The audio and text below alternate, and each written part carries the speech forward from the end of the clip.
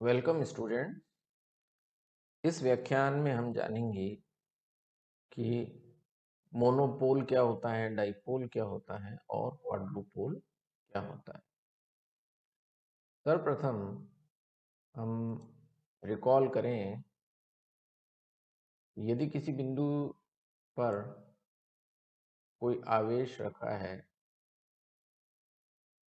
तो इसके कारण क्षेत्र होता है, जहां पर किसी दूसरे परीक्षण आवेश को लाने पर वो बल का अनुभव करता है। इसी प्रकार से पिछले व्याख्यान में हमने समझा था कि यदि कोई डाइपोल है तो उस डाइपोल के कारण भी पोटेंशियल होगा और इलेक्ट्रिक फील्ड होता है। Dipole minus Q plus Q और ये इनके बीच का डिस्प्लेसमेंट इफेक्टिव, ये आवेश, ये इनका dipole moment P is equals to Q D।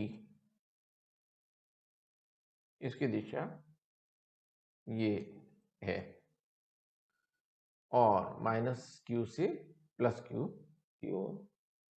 और इसमें ध्यान देने वाली बात ये है कि यहाँ पे कुल आवेश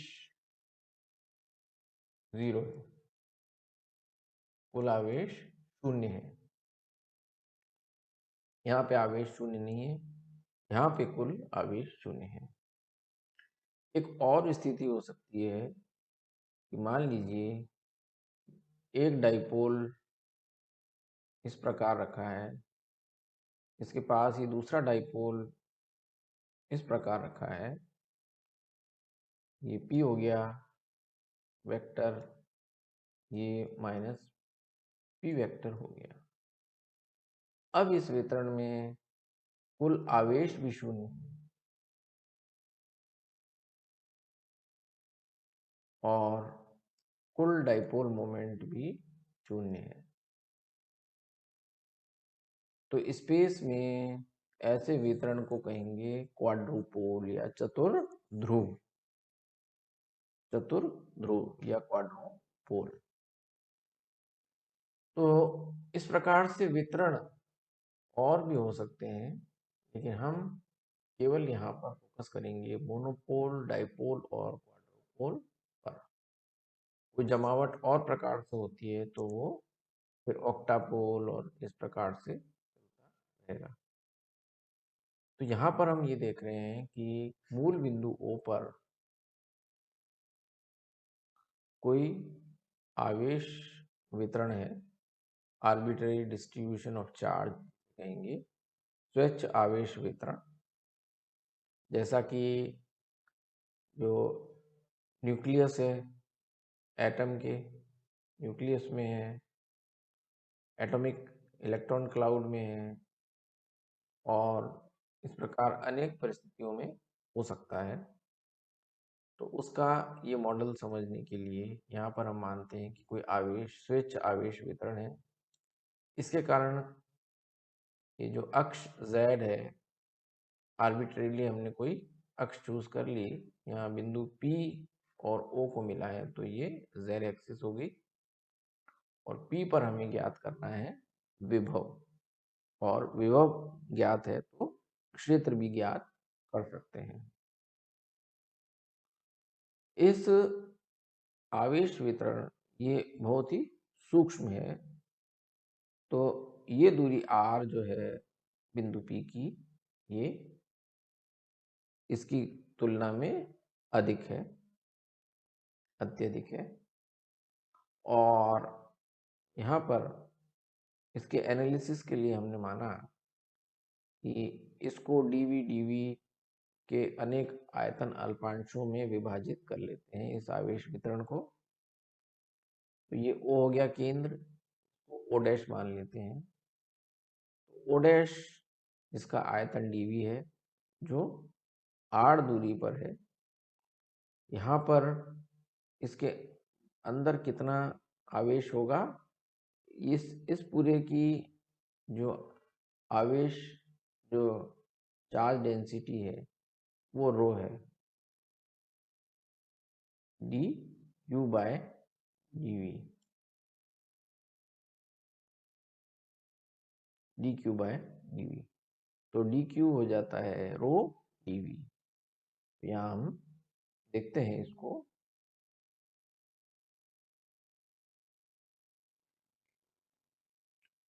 स्वेच्छ आवेश वितरण के कारण उत्पन्न किसी बिंदु पर विभव एवं विद्युत क्षेत्र। चित्र में कोई बंद निकाय है जिसमें आवेश मूल बिंदु O के इर्द गिर्द किसी अल्प आयतन V पर, यहाँ पर आयतन इस पूरे का V है, स्वेच्छ रूप से वितरित है। इस स्वेच्छ आवेश वितरण के कारण किसी बाह्य बिंदु P पर पोटेंशियल विभव फाई ज्ञात करने के लिए आयतन V को अल्पांश आयतन में बांट लेते हैं, अनेक आयतन अल्पांशों में बांट लेते हैं।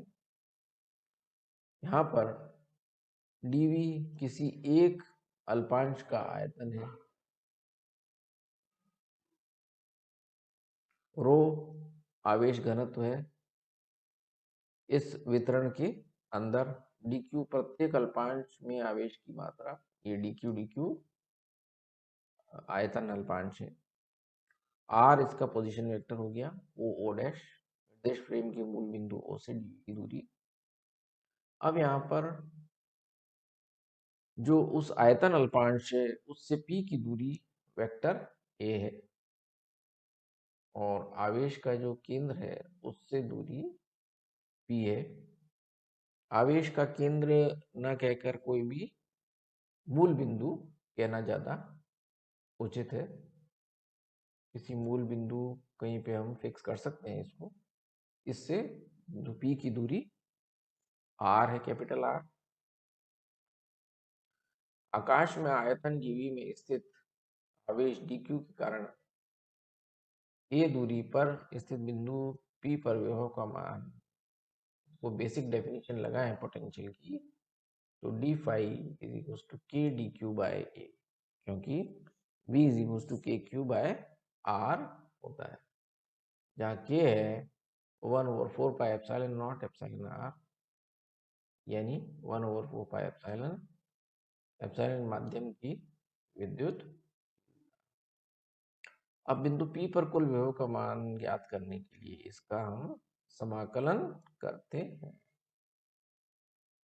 क्योंकि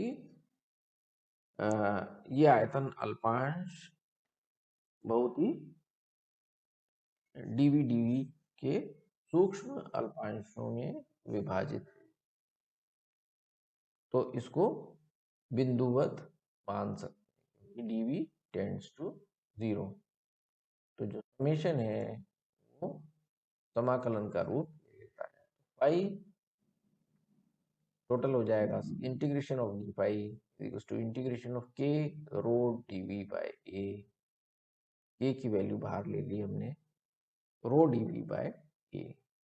this is our equation number 2।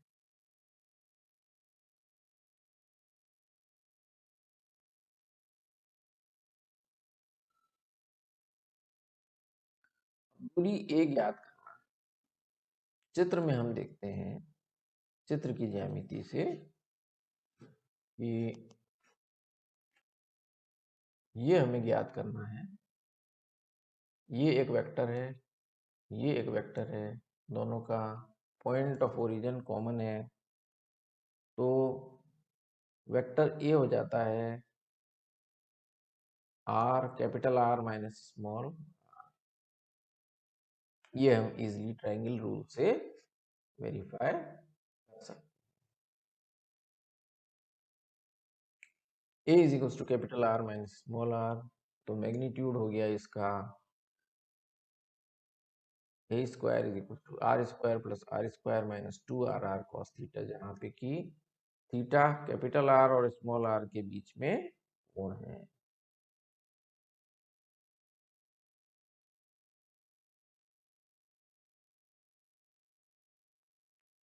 दोनों ओर स्क्वायर रूट ले, ए आ जाता है A is equal to R square plus R square minus 2 R cos theta. अब यहाँ पर जो आर है, कैपिटल आर, वो बहुत बड़ा है स्मॉल आर की, क्योंकि आवेश वितरण मूल बिंदु के इर्द गिर्द ही स्वेच्छ रूप से वितरित है। ए का व्युत्क्रम लें तो 1/a इज इक्वल टू 1/, ये ब्रैकेट आ जाएगा अंडर रूट में।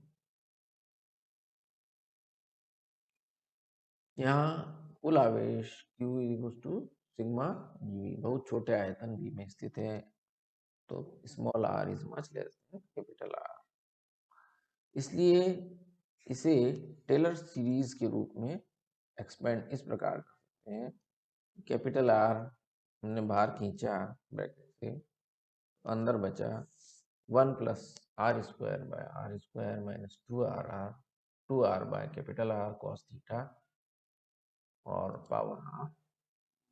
तो अब ये 1 plus X raise to N की टर्म्स में लिखा जा सकता है। यहाँ पे पावर n है -1/2 माइनस हाफ, और x हो जाता है R square by R square minus 2r cos theta.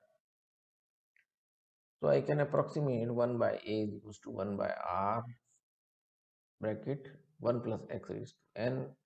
इसको श्रेणी विस्तार के रूप में लिखें फॉर एनी इंटीग्रल पावर, किसी भी घात के लिए निकालें तो 1 plus X raise to N is equal to 1 plus N X plus N into N minus 1 by factorial 2 into X square plus N into N minus 1 into N minus 2 by factorial 3 X cube and so on.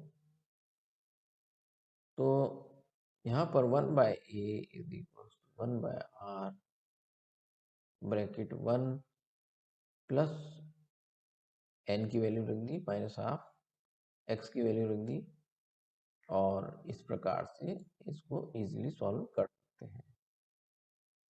तो इसको करके देखिए, do it.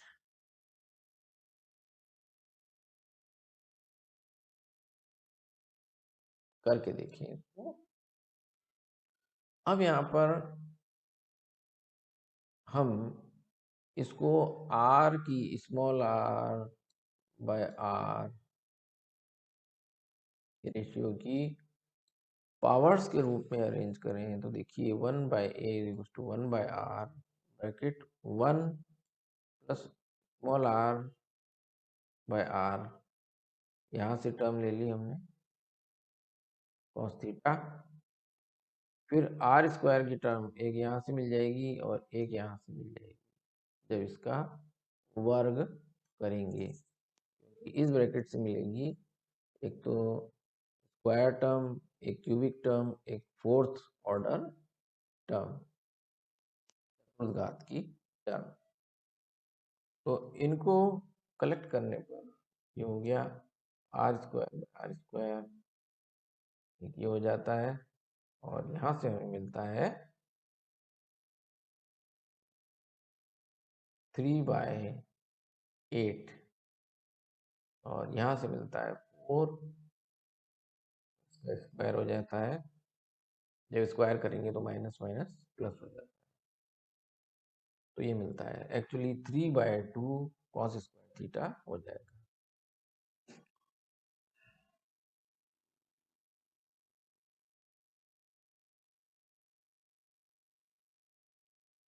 r/r raise to 0 का गुणांक है 1, एक घात का है cos थीटा और दो घात का है 3/2 cos square theta minus half.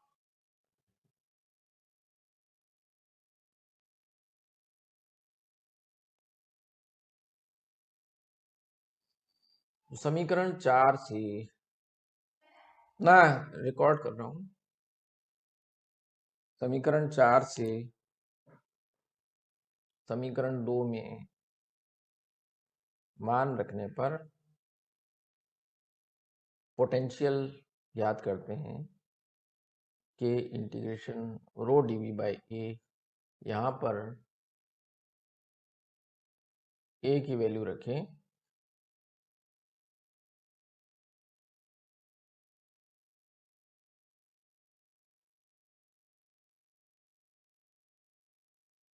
ए की वैल्यू हो जाती है pi is equals to 1/4 pi integration rho dv, और ये हो गया A 1/r 1 plus r by r cos theta r by r square 3/2 cos square theta minus half plus so on। Term by term break करें तो first term आ जाती है rho dv by 4 pi epsilon r, second term हो जाती है integration rho dv r cos theta. अब यहाँ पे कैपिटल R नियत है तो यहाँ हो जाता है 4 पाई एप्सिलॉन r स्क्वायर। इसी प्रकार थर्ड टर्म हो जाती है 1/4 पाई एप्सिलॉन r क्यूब, और इंटीग्रल के अंदर r square 3/2 cos square theta minus half into rho dv। जो समाकलन के पद हैं उनको क्रमशः रखें, P0 को रखते हैं P1, इसको रखते हैं P2। तो ये कहलाता है मोनोपोल मोमेंट, इसे कहते हैं डाइपोल मोमेंट, और इसको कहते हैं क्वाड्रोपोल मोमेंट। एक्चुअली ये टेंसर होता है। यहाँ पर ये जो इसका डेरिवेशन ये सिंप्लीफाइड है, और हमारी इस यूजी कोर्स में डिस्कशन के लिए थ्योरी के रूप में तो फाई इज इक्वल्स टू बी कह सकते हैं P0 by 4 pi epsilon r plus P1 by 4 pi epsilon r square plus P2 by 4 pi epsilon r cube. से स्पष्ट है कि किसी निकाय में वितरित आवेशों के कारण किसी बिंदु पर विभव 1 बाय r की पावर सीरीज के रूप में व्यक्त किया जा सकता है। यदि r ज्यादा हो तो ये पद नेग्लिजिबल हो जाते हैं, और पोटेंशियल ऐसे होगा कि जैसे कि मूल बिंदु पर कोई बिंदु आवेश रखा हुआ है, यानी P0 by 4 pi epsilon r, और बाकी उच्चतर पद नगण्य होते हैं। तो फाई को हम लिख सकते हैं φ1 plus φ2 plus φ3 plus φ4 etcetera. P0 P1 P2 के मान निकाय में आवेश वितरण की प्रकृति पर निर्भर करते हैं।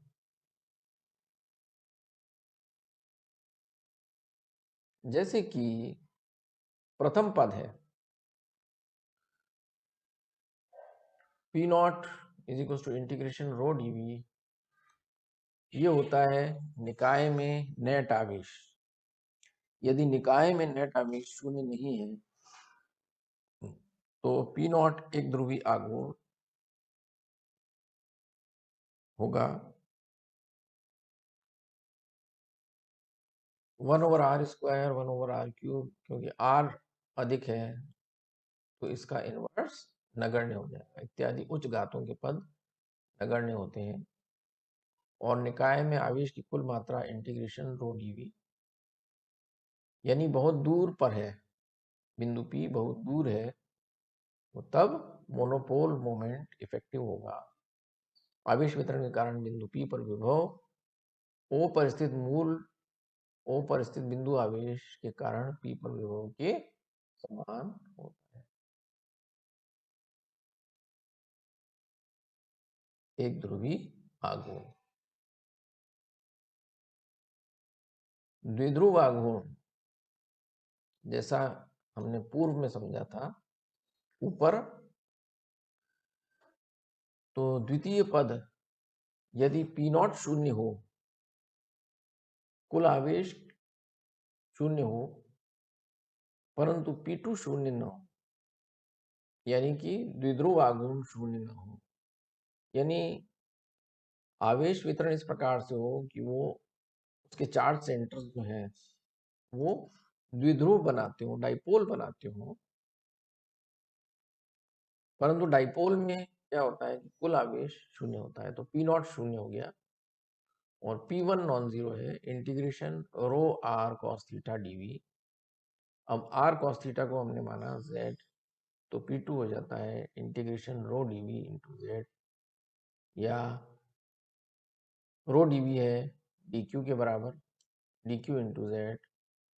तो आप देख रहे हैं कि ये इसकी डायमेंशन कूलॉम मीटर है, यानी कि ये एक द्विध्रुव बनाता है, कुल द्विध्रुव आघूर्ण बनाता है। तो phi2 टर्म हो जाती है P1/4πε r², कि P नॉट शून्य है तो प्रथम पद शून्य हो जाता है। तो P1 होता है आवेश की मात्रा गुणा P की ओर की दिशा में आवेश की के मूल बिंदु के सापेक्ष विस्थापन के बराबर, के गुणनफल के बराबर। तो कुल परिमाण द्विध्रुव आघूर्ण विभव का मान, द्विध्रुव आघूर्ण P1 के कारण दूरी r पर विभव का मान देता है ये, और P not is equal two plus minus दोनों आवेशों का आवेशों का योग शून्य होता है। तृतीय पद कब महत्वपूर्ण होता है कि जबकि फर्स्ट और सेकंड P1 भी जीरो हो और टोटल डाइपोल मोमेंट भी जीरो हो। जैसा कि हमने समझा था, एक डाइपोल मोमेंट इस प्रकार से अरेंज्ड है, एक इस प्रकार से, एक इस प्रकार से, तो टोटल डाइपोल मोमेंट जीरो हो जाता है। परंतु क्वाड्रोपोल्स शून्य नहीं है, क्योंकि प्लस और माइनस आवेश प्रकार से डिस्ट्रीब्यूटेड है कि ये डाइपोल, ये क्वाड्रोपोल बनाता है। मोनोपोल भी जीरो है, यानी कुल आवेश भी शून्य है, कुल डाइपोल मोमेंट भी जीरो है, लेकिन क्वाड्रोपोल मोमेंट जीरो नहीं है। तो ये आवेश वितरण यहाँ पर एक समान नहीं है। यदि आवेश वितरण एक समान होगा, स्फेरिकल डिस्ट्रीब्यूशन होगा, तो क्वाड्रोपोल मोमेंट जीरो होगा। तो हम देखते हैं कि उस स्थिति में फाई जो होगा phi3 के बराबर ही होगा P2/4πε r³। ये आप देख रहे हैं वितरण इसका, P नॉट शून्य है, P1 शून्य है, P2 is equal to rho dv 3 cos square theta -1/2r²। z अक्ष के सापेक्ष आवेशों के चतुर्ध्रुव आघूर्ण का परिमाण तो हम कैपिटल Q से भी लिखते हैं, यानी कि P2 is equals to capital Q, या QIJ भी लिखते हैं, क्योंकि ये टेंसर होता है। P2 z अक्ष के सापेक्ष आवेशों के चतुर्ध्रुव आघूर्णों का कुल परिमाण, यह एक टेंसर या प्रदिश है जो दिशा पर निर्भर करता है।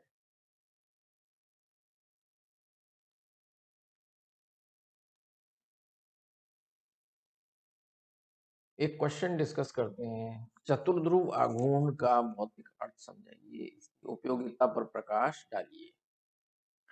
किसी स्वेच्छ आवेश वितरण के कारण किसी बिंदु O पर आकाश में स्थित किसी बिंदु P पर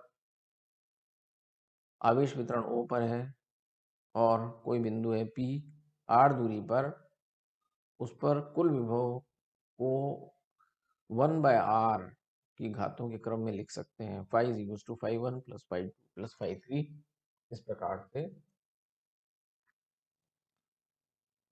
तो ये हम समझ ही चुके हैं P0, P1, P2 की टर्म्स। पी नॉट शून्य हो तो एकल ध्रुवीय आघूर्ण मोनोपोल मोमेंट, P1 0 हो तो द्विध्रुव आघूर्ण यानी डाइपोल मोमेंट। तो कुल फाई पोटेंशियल हो जाता है, विभव हो जाता है P2 by 4 pi epsilon R cube.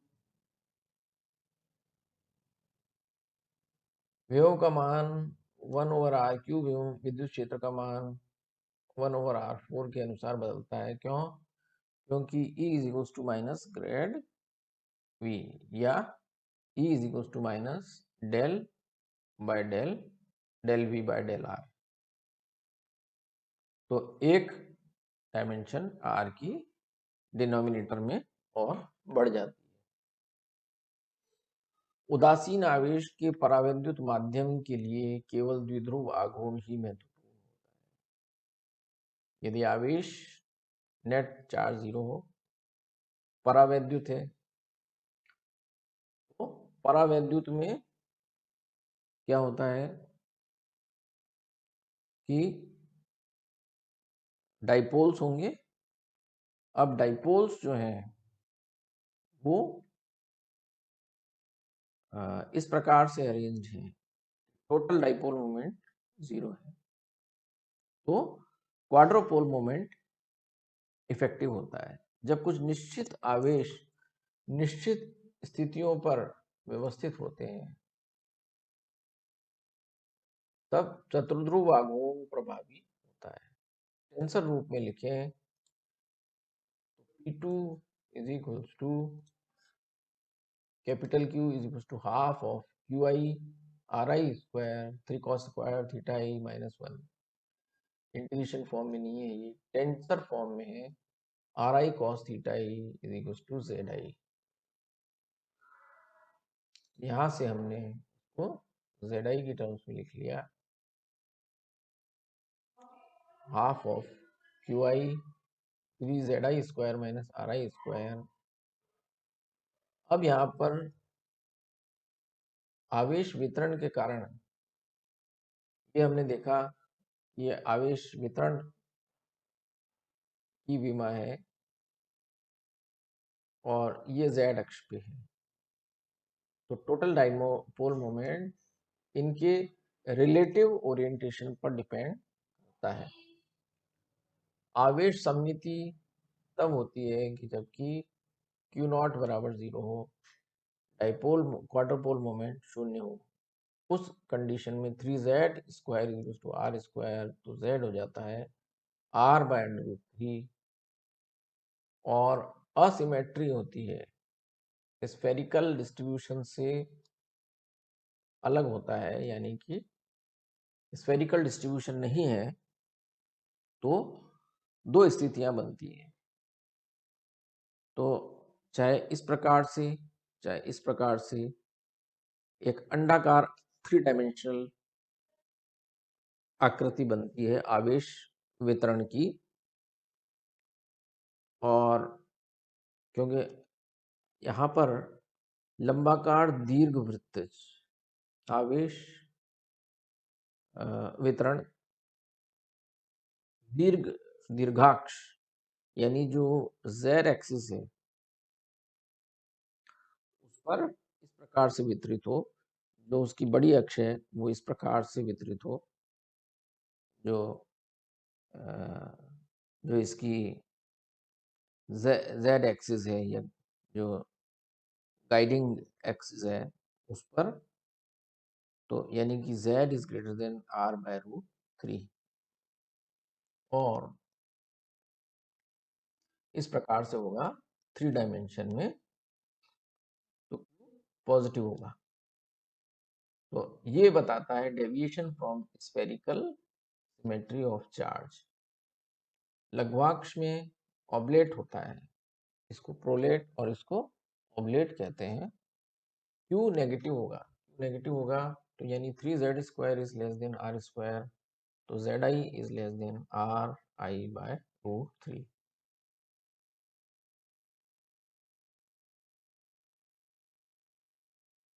इस प्रकार से जो ये तो एक्सियल हो गया और ये इक्वेटोरियल एक्सियल डिस्ट्रीब्यूशन हो गया।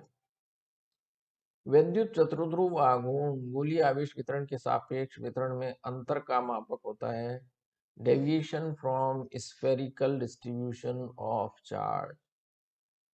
यदि नाभिक का Q अत्यधिक हो, डाइपोल मोमेंट अत्यधिक हो, तो डिफॉर्म्ड नाभिक कहलाता है, डिफॉर्म्ड कहलाता है। नाभिक के कारण विद्युत क्षेत्र बिंदुवत आवेश के कारण विद्युत क्षेत्र से काफी अलग होता है।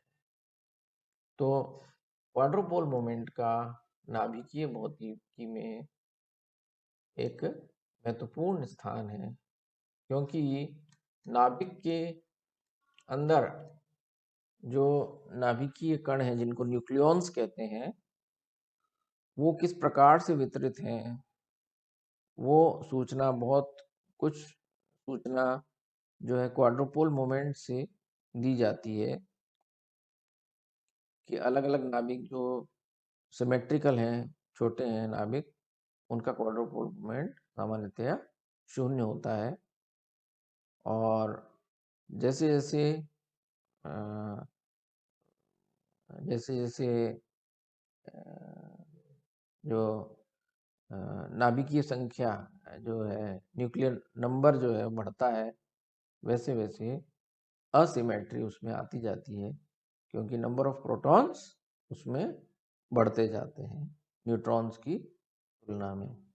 और बल्कि होगा, नाभिक बल्कि होता है, तो उसमें क्वाड्रुपल मोमेंट जो वो नॉन जीरो हो जाता है। तो अभी इतना ही, और अगले व्याख्यान में हम पुनः